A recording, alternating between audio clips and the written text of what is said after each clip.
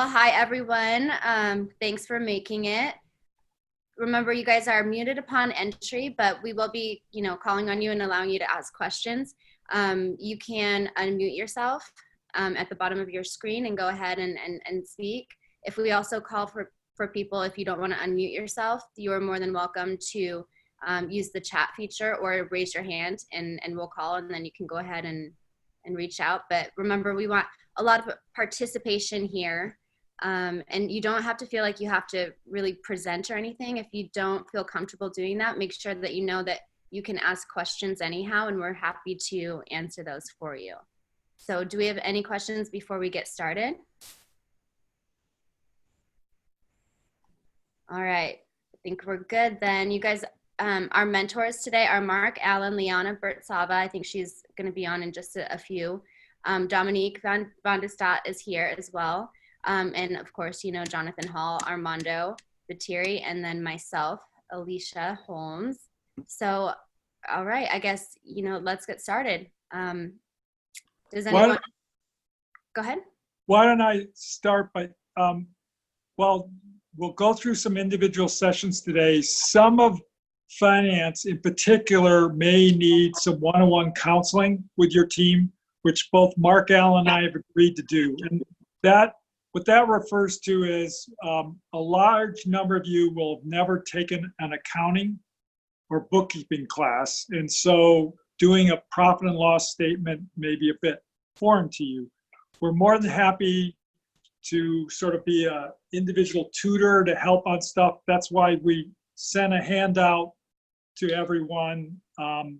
But today's session I didn't think would be, we welcome questions, but for a lot of the follow-up, Mark and I will make ourselves available to go through some stuff, because this may be one of the harder areas to grasp without, again, having a prior accounting class.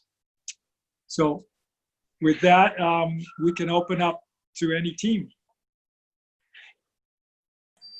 Hello. Oh, you want to go first, Kevin? Yes. Right. Okay, so I'm Kevin Kansas, and my partner is Arnab Kabir. Hello. And our idea is a website that connects special education teachers to students with disabilities. And so our questions for this session have more to do with costs and like revenue streams, because Sure. Yes. So right now we have like two models for the idea, and one of them is a business to consumer model where the website is just its own entity, and the teachers can go on and do extra lessons for students that are looking for extra help, and it has resources for them to use on the website. And we emailed some teachers, and a lot of them have gone back to us saying that like they would like some financial compensation if they are going to spend extra time helping more students with like on the website. So for that kind of model, it'd be paying teachers would be like one of our costs, and the other costs of like marketing and developing and upkeeping the website and having maybe like an IT support team for issues like that. So we're wondering if you guys had any extra like additions to those costs that maybe we're not accounting for, and also how to get things to pay for those costs, because right now our ideas consist of donations and having ads on the website, which neither of us view as something that's ideal. So there's that. And then the second model is like we sell it to districts, and it's a business to business kind of model. And then the costs there are pretty similar, except you wouldn't have to pay the teachers for that model because it's just a resource that the school system uses. Yeah. Arnav, do you have anything to add or? Some of our costs that we have right now is the development of the website, which would be, we would hire either one or two other developers, and I would also help with that since I have some knowledge in that area. Ongoing costs with trying to continue the website and continue with maintenance of it. The IT team, sales team, and advertising those are all the costs that we kind of accounted for that we're trying to figure out. But what we're asking is what other costs could there possibly be that we don't know about yet? Sorry, what did you include in the costs? There's the development of the website, the maintenance cost of that website, having an IT team for customer service, sales team, and advertising. Well,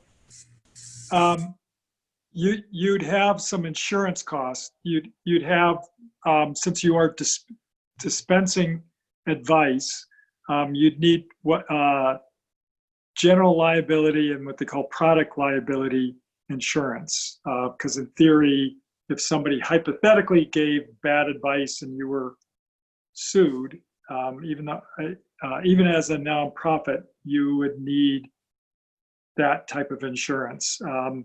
Similarly, you'd have a little bit of accounting and legal, what's referred to often as general administrative expenses. Well,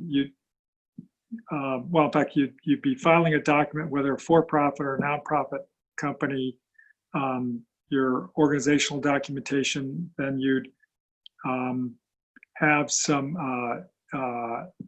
annual financial statements you submit, again, whether it be a for-profit or a nonprofit company.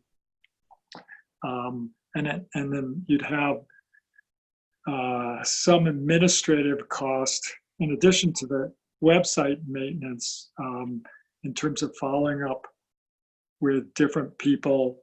An example of that would be if you, assuming you're paying people to dispense services, you would charge a fee, an hourly fee that would be above the cost of the hourly fee that you pay the person dispensing that advice. So if as a special ed teacher, and let's use a hypothetical number, that you're paying them $20 an hour, you'd probably want to charge at least $25, or some people might say $30 an hour as a tutoring expense, so that the $10 differential can help contribute to covering some of the other expenses we refer to.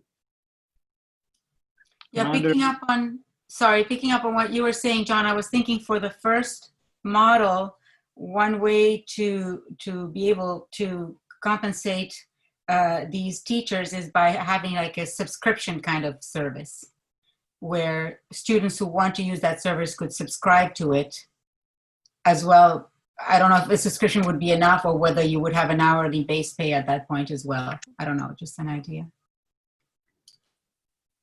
That's a great idea. My gut feel is you probably start with hourly till you created enough volume, because the problem with subscription is if the demand for hourly time outstrips your subscription, because you could start off with a couple people that are very, very time constrained, or maybe you have a cap, a number of hours under the subscription model.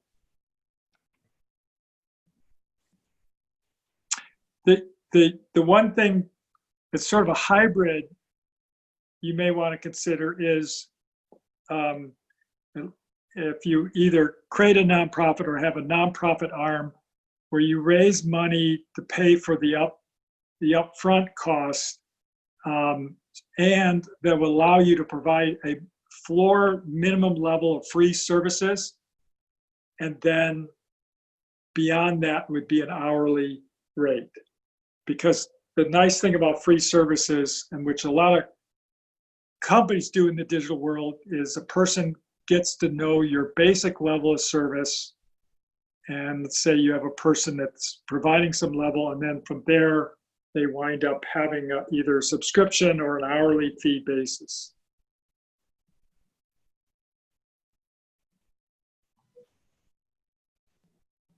Oh, but backing up a step, I think the core of your issue on this is going to be determine who is the person that's going to be shelling out money. Is it the school system? Is it the parents of that individual student? You know, you have to determine that first. Once you've determined that, then there's lots of revenue models that you can go apply, some of which can get pretty creative. But at the core, you need to go figure out who's actually writing you a check. So I don't know if you guys have done some of the exploratory stuff in reaching out to the school systems, see what their interest level would be, and do a little bit of testing on what their tolerance for how much they'd be willing to pay for it. But if you have that, that would be a really good data point for you guys to figure out whether or not school systems are an option. If not, all you got left is going back to parents of these students. And then you have to, you're either going to wind up with an hourly model, a subscription model, or some kind of hybrid model. We did email some superintendents over the past week, and we're still waiting for responses from them. And hopefully, I'm hoping that we get those responses by Friday, but also since we're in the summer break of schools, I'm not sure how likely that is. Well, you know, keep pushing that along, because once again, I think at the that is the top of your decision tree on the revenue side, right? Figuring out the answer to that question. On the expense side, I think it's been covered, but just to make it easier, put it into buckets. So first bucket is services, and services is legal, accounting, including tax. The second bucket is HR, fixed HR costs. And those are going to be your salaries, because you guys have to make some money on this too. Because you guys eventually going to have to pay rent and all that stuff. And whatever other full-time employees you can envision having in this organization.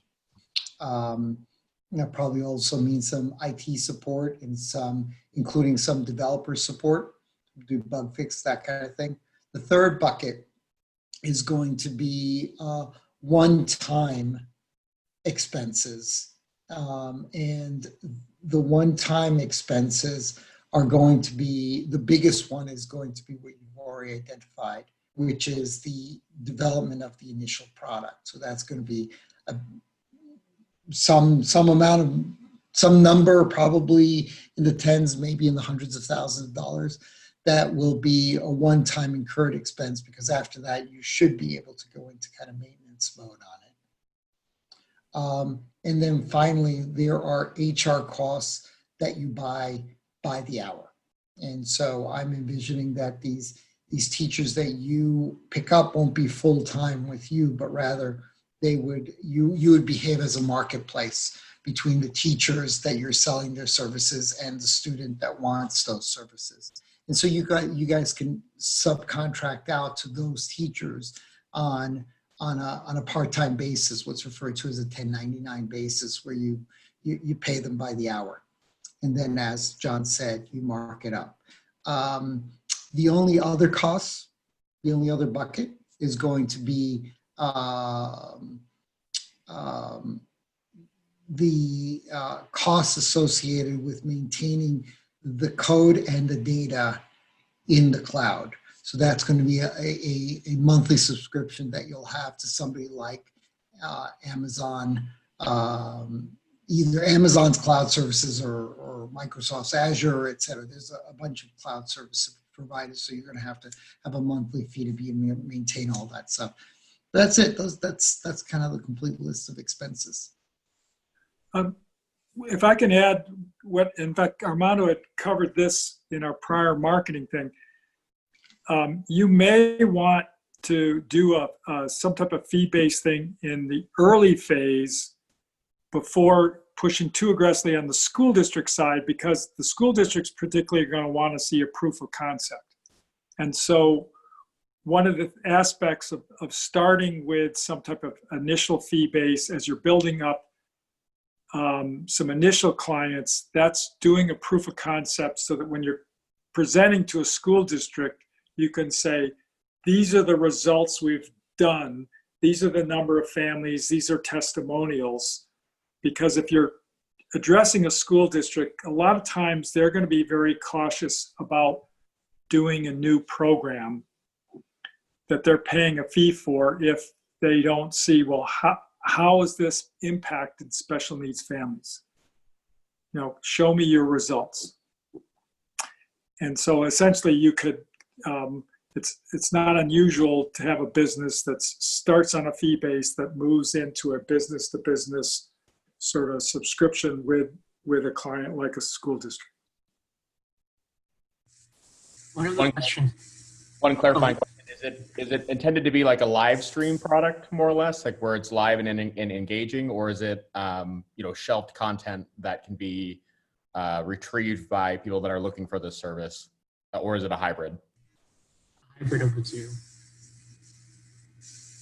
What I'm thinking there is, like, if it was a contented environment where you could maybe your compensation model for content for teachers is different, where you could compensate them based upon the engagement and the content that they publish, or the libraries that you make available. So they're more paid for, maybe differently than an hourly model, but kind of a user and engagement model. So that would encourage them to not only produce engaging content, but maybe engage more in the platform as a kind of a secondary stream of income for them.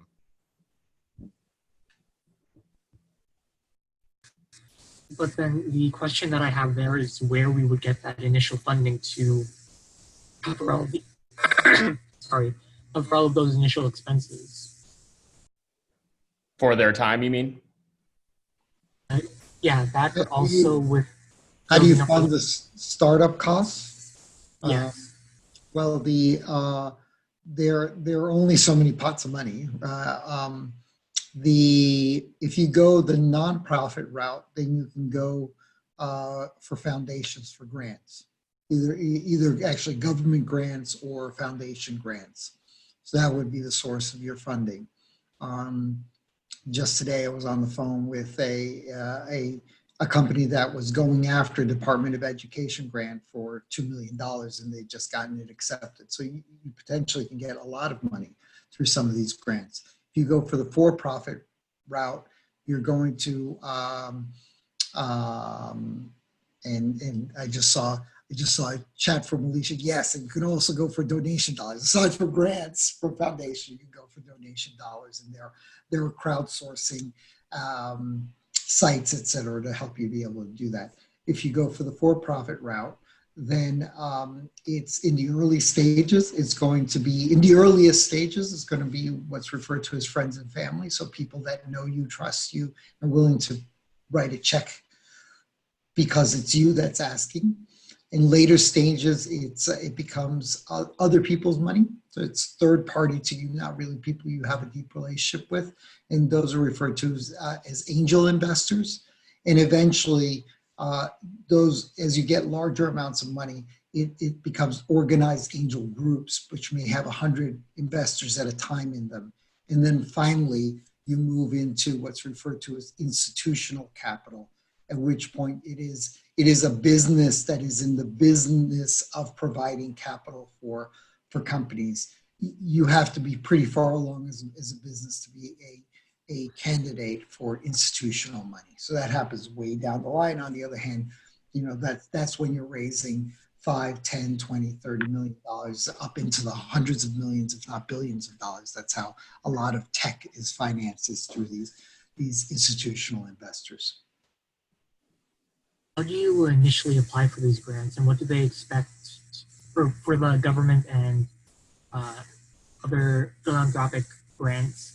Fortunately, John is an expert here.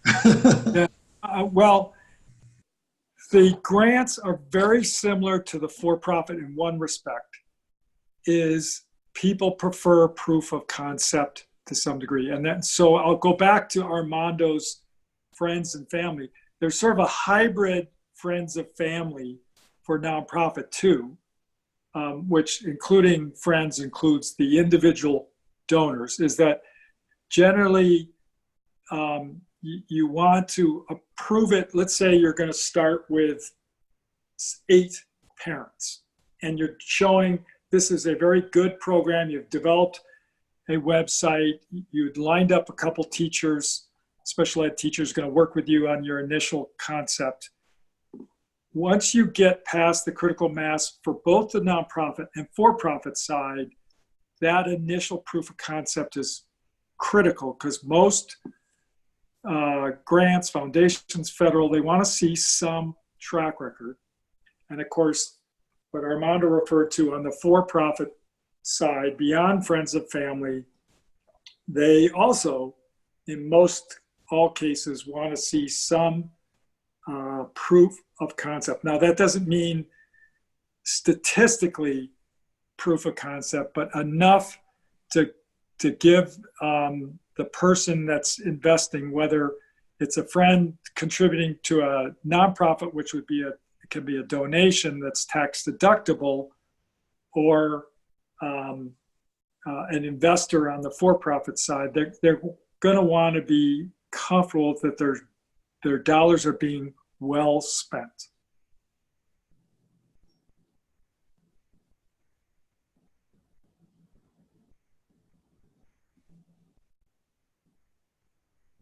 Okay. So I also understand that Alan Lynn has to get going soon, so you want to get inserted here before he has to leave for a hard stop. So can we pause this and let Alan go? Yes, Okay. he's got a mentoring session at 2, so we want to make sure he gets a chance. So Alan, if you want to go ahead and ask for questions or present, you're more than welcome to. And just so everyone knows, the share screen option is open if you are wanting to put up your P&Ls or Oh, whatever it is. can I also mention before Alan starts is I will make myself available again. Both Mark and I will follow up. So if this is running long, Mark and I will create a similar structure to this workshop for any team. So if by chance your team has to leave before the end of this, again, please email me and I will follow up with you individually. Perfect. Thank you so much. By the way, Again, I'm Don sorry is for a the. real expert on grants, so he's actually the perfect person to talk through that. Sorry, go ahead. Thank you, Alicia, for the. Yeah, so I have a call at 2 with one of the individuals that John actually set us up with at the Hadley School of the Wine. So I'll just ask my question real quick. So our idea is meant to be for those with visual impairments. So our idea is a phone app that would basically be using, we would basically be writing out technology that would allow users to use their phone camera or use a Bluetooth camera that would be connected to the app to basically look around their environment. And then we would have text to speech basically that would tell the user that is blind or some other sort of visual impairment, objects in their surrounding, text in their surrounding, and other things like that. So our main approach with this is that we wanted to make this app completely free because we wanted to try to mitigate any sort of barrier between people with visual impairment and getting this software, getting this app in order to help out their conditions. But one of the things we ran into with considering this completely free option is how are we going to make money? So the advice that we've gotten beforehand from these sessions is selling it as intellectual property, especially our code in the back end, since we would be developing some sort of object recognition, text recognition. We're even thinking about doing something with distance detection within photos. So they could be able to see how far away an object is, not only that that object exists. So we wanted to ask specifically about selling stuff as intellectual property and how to go about that. Well, there's an entire industry of people that all they do is they sell intellectual property. So they're patent brokers, right? So you would wind up engaging with once the IP is developed, once you've actually filed for the patent, once you've gotten, especially once you've gotten the patent issued, then you can turn around to one of these brokers and they'll go hunt down who to sell it to for you. Otherwise, it's really hard to be able to go figure out all the prospects that would be interested in it. Well, and there's also options for licensing as well. So if your technology could be used that other people could, piggyback off of or incorporate into their technologies, you can also license that out, either white labeled or which would be, or OEM is what they also call it, which is you wouldn't know that it's your product that is a part of this other application or platform or software. Or you could do it where, it's powered by your company name, but it's part of another company's company, if that makes sense.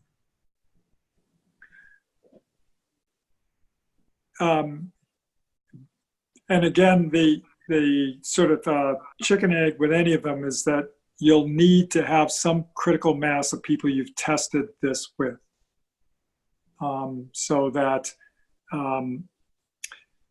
while you can raise some money to help with testing with friends and family, you want to, and of course, in your case, being visually impaired, you'll probably want to target on one or two types of visual impairment. And as well as there's various levels of visual impairment. Like, as I mentioned to you the last time, my father has macular degeneration, which is a form of visual impairment. He's labeled as legally blind, but that's more his periphery of his eyesight. He doesn't have good eyesight in the middle, but this type of app would be very attractive to someone like him because part of his vision is impaired. And those also, some of the at least older persons who it's very common, people as they age get vision impairment. In fact, I just identify a guy who's an expert on disabilities, and he himself, he's in his 60s, is getting some vision impairment. In fact, one eye is legally blind, the other one is becoming increasingly impaired. So he can follow up and talk to you. And the elder visual impairment, in many cases, they have had successful careers, and just the aging process is causing some visual impairment.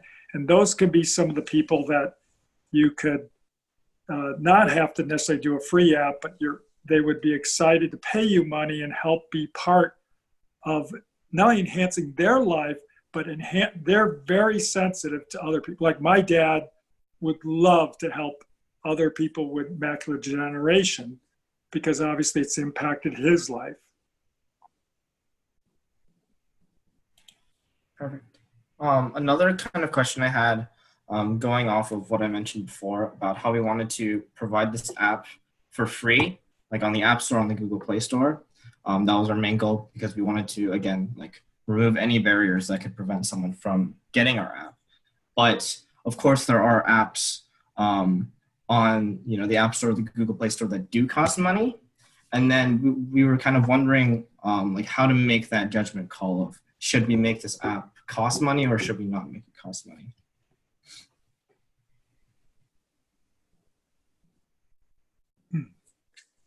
Well, what are your other sources of revenue? Because you have costs, right, that you have to cover, including cost for yourself, the cost for developing this app, the cost for putting it up on the cloud and maintaining it. There's your accounting costs, your legal costs, your costs, right? So what is your other possibility for getting the revenue that you'll need, whether it's for profit or nonprofit?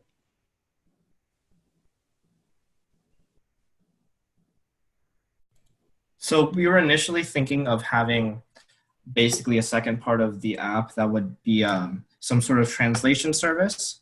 We're still working on the details on it very specifically, but this translation service would be similar. It'd be kind of similar to the app Forest that I know that a few of my friends have used.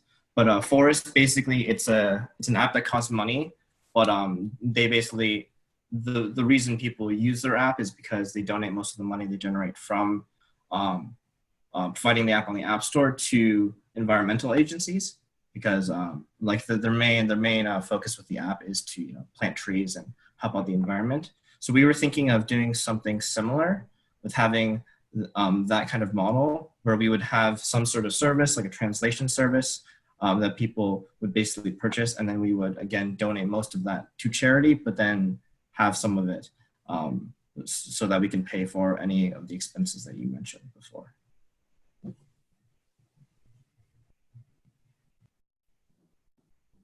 Okay. Any of you tried to run a financial model to see whether or not that will be enough to cover your costs and also have left over to contribute? That we have not looked into yet, and we were also wondering if you had any, because like you mentioned before, we as high schoolers, we haven't actually taken any very in-depth economics or finance classes, at least not in our group. And so with that, where do you suggest we look into that more, or like, is there any resources out there that we should look into for like developing financial plans? There are financial mentors that can help you with all that.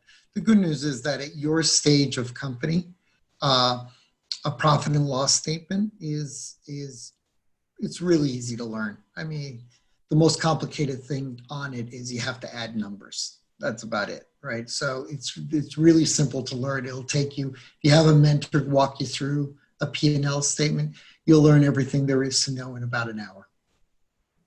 So it's just not that complicated to get into it, and some of the mentors can help you with that.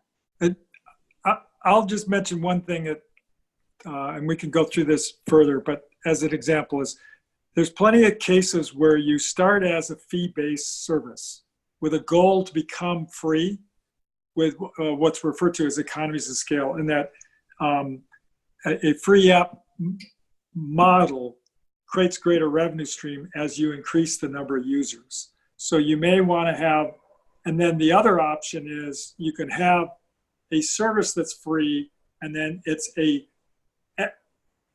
let's say your product's name X plus, and the X plus service has a fee to it. But I would probably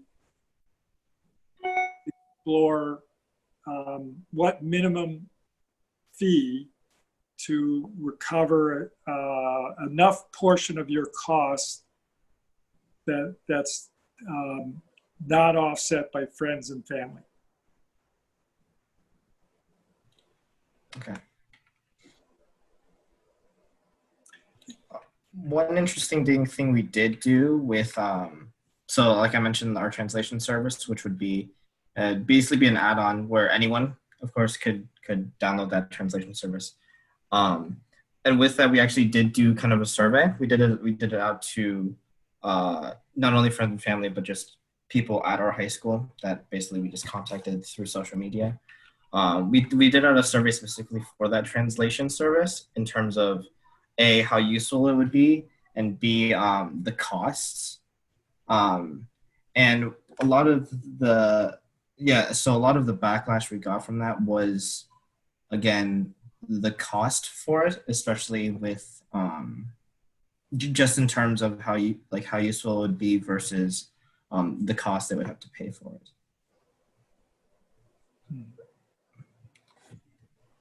So in terms of that, that's why we were kind of, that's why we are a little bit hesitant on including that translation portion now. And we're kind of looking at the IP aspect of it in terms of like selling the IP, selling the code, because we did get, I guess, more negative feedback from that survey in terms of how much people would actually be interested in that translation service. Not the visual impairment service, but the translation services specifically. Well, I'm a bit biased, but again, the visually impaired market is large. And for those who have visual impairment that's, let's say, significantly partial, the value to enhancing their quality of life is huge. So I think you'll find your price sensitive, what's referred to as price sensitivity, is that there's a market for people who will, if you can help improve their visual impairment, will pay for that service and actually be excited to be part of your product development process as well.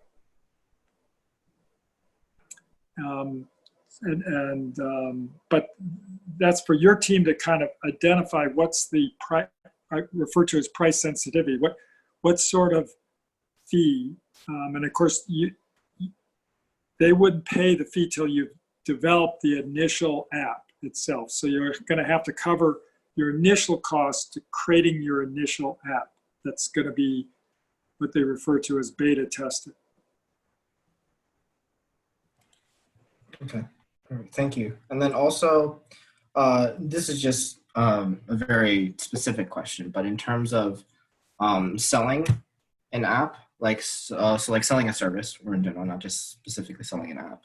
I know there's different ways that people have their customers pay. A lot of them, a lot of do just one payment up front, just like it's like $5 to buy this app, and then you can use it forever. Some do like yearly payments, some do monthly payments. Do you guys have anything to say about the differences between those forms of payment and like their pros and cons for like each one? You will find that early on with companies, cash flow is everything. So yearly payments are tough. They're really, really hard when you're a small company. So monthly payments do work a lot better because it just keeps the cash flow going. Yeah, and the nice thing about one thing on subscription, particularly monthly subscription, is you need to have a product or service people need. And with visual impairment, it's needed all 12 months of the year. And so provided it provides real value to that marketplace, I think you'll find a strong customer base who will gladly pay that subscription service.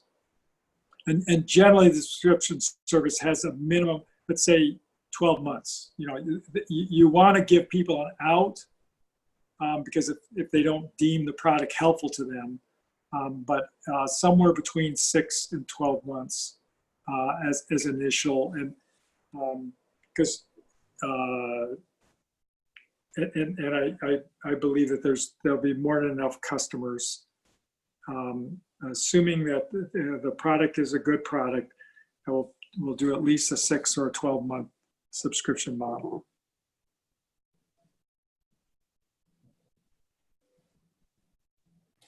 Something else we looked into was, and this was advised, I think, by Dominique, who is another one of our mentors. She was talking about thinking, like having our company think about potentially being a 501c4, like a social welfare nonprofit organization. And we saw something on there about being exempt from some like sorts of federal taxes in terms of that. Is that true? And then like what, yeah, so what do you have to say about that? Well, I could be wrong, but I think it's a 501c3. And I don't mean to get technical, but that is a tax exempt organization. You file for it for 501c3, and the tax exempt, both on your, most of your expenses are tax exempt, but other than there's a, I'm getting real technical, it's called earned income. And I'd rather cover earned income offline with you. But the tax exempt status is, as a nonprofit, allows people to write you a check and they get a tax deduction because you're a nonprofit 501c3. And because even if you're doing a charitable venture, but if you don't have that IRS 501c3 ruling, the person who writes a check to you cannot take it as a tax deduction. Now there is different categories. 501c3 is not the only category. Like for example, churches is a different category, and I can't remember the tax code. And again, we'll go through that on a separate offline. But I believe that's what Dominique was referring to. Okay, perfect. Thank you so much.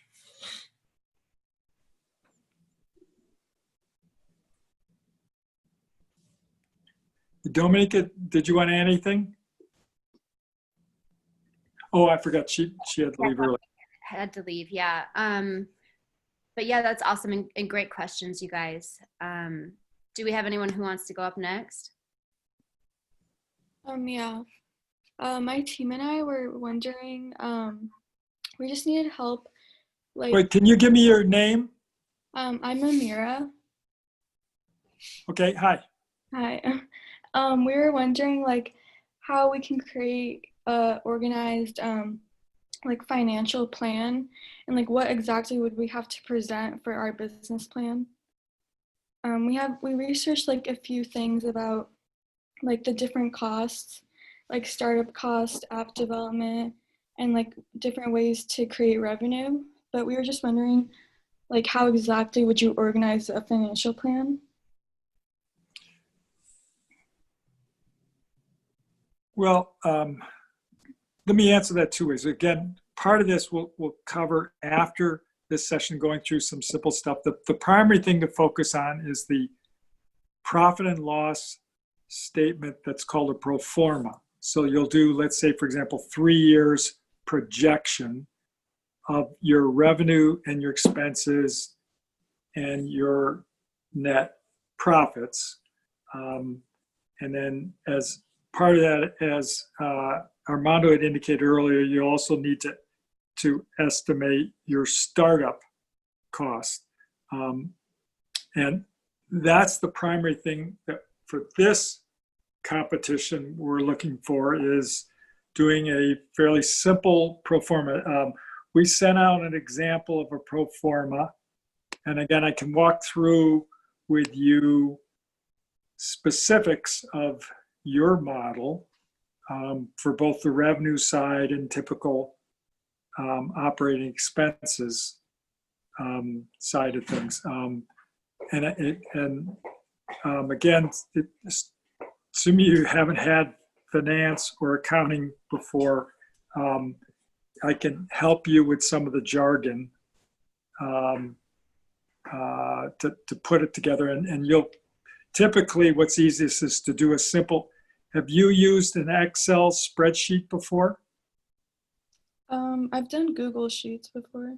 Okay, Google Sheets is fine. So that we just would go through and create a simplified Google Sheets that you're going to take assumptions, say like one measurement would be units. So units of your product or service being sold, and then you've got a pricing per unit that will provide you revenues. And then you're going to also have assumptions such as maybe your cost of goods sold, the cost of creating that per unit product.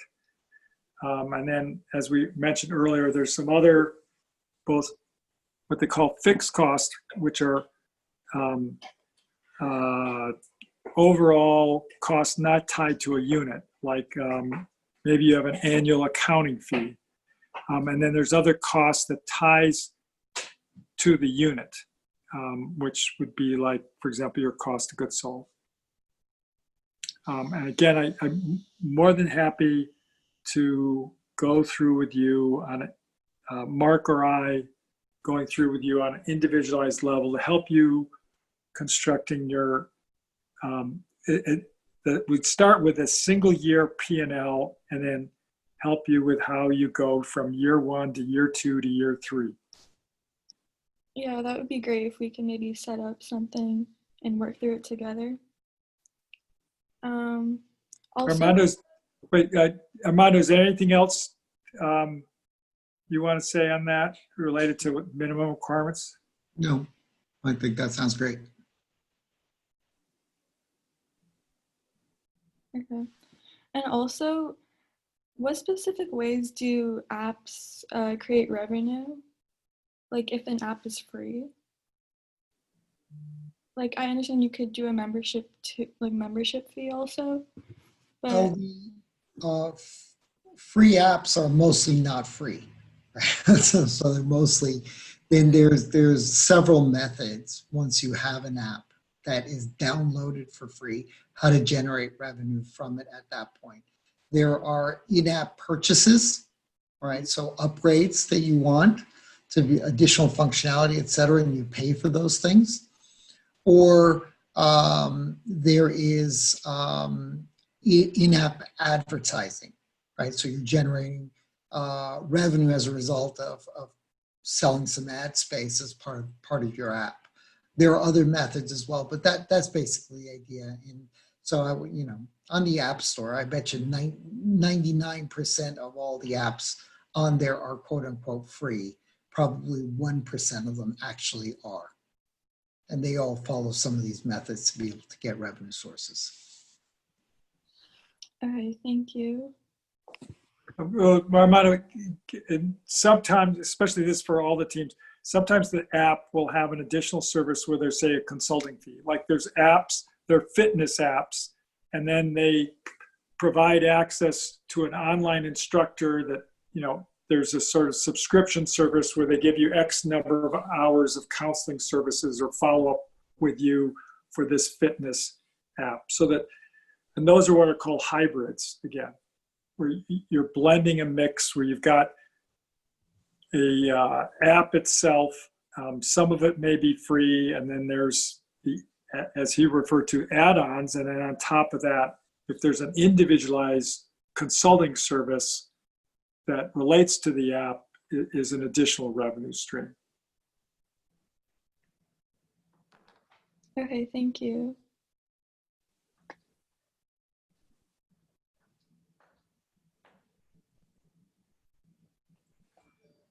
Do you think I should email one of you guys to set up like a meeting where we could go through the finances on Google Sheets? Sure. Why don't you email Mark and myself, and we'll both be engaged with you, but one or the other of us may do some of the individual instruction, but we'll collaborate together, take you through this. Okay? Yeah, thank you so much. And you have both our email addresses? I'm not sure. I think I have. I sent out an email to everyone.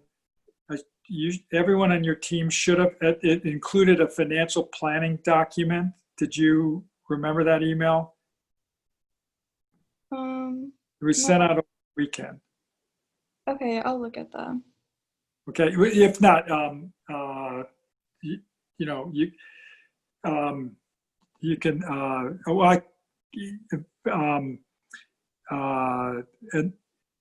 and I'm with Alicia and Armando. All of us, our email addresses should be on the website. Okay. Okay, thank you so much.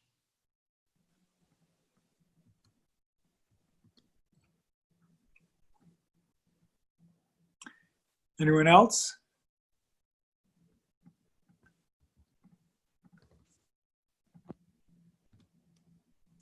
Is Brianna on the call?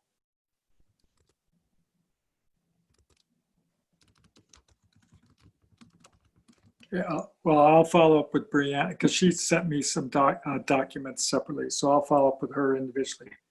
Yeah, it doesn't look like she is right now, but I just sent out all 3 of our email addresses. So if you need them, they are in the chat for everybody.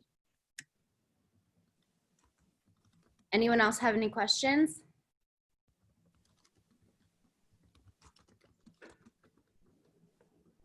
Going once, going twice. You're gonna do this auction style? Only a comment. The questions today were really great. Yeah, great. Really Yeah. impressed. That was awesome. Great work. All right. Well, I'm not. Oh, and along with Armando, not only great questions, this is part of the purpose, what we're doing. We expect there are going to be aspects, whether it be fundraising, financials, market research, a lot of this is new. And that's one of the most valuable aspects of becoming an entrepreneur is teaching yourself the different components to getting business started. So it's fine to not know a specific area. That's where mentors and people can help you solve those problems. Absolutely. It's always a good thing to know what you don't know and to ask questions. Do not be afraid to ask questions. That is the biggest thing I had to learn too, because I was shy and didn't want to speak up. But, you know, I had some of my mentors and advisors just beat that out of me. So there is no dumb question at all. If you don't know something, no one will look down or think, you know, badly of you for asking it. They'll be impressed actually that you know, are willing to put yourself out there and admit that you don't know and ask for more information. All right, well, I don't see any hands raised or any questions in chat. So I guess we'll wrap it up with one more going once, going twice. All right, so we'll wrap it up. You guys, thank you all so much. You have our email addresses. Mark, thank you. Dominique's not here, but thank you. Armando, John, of course, thank you guys so much for all of your help. You guys have been awesome as participants and great work. So we will see you at the next mentoring session and probably talk to you before then. Thanks.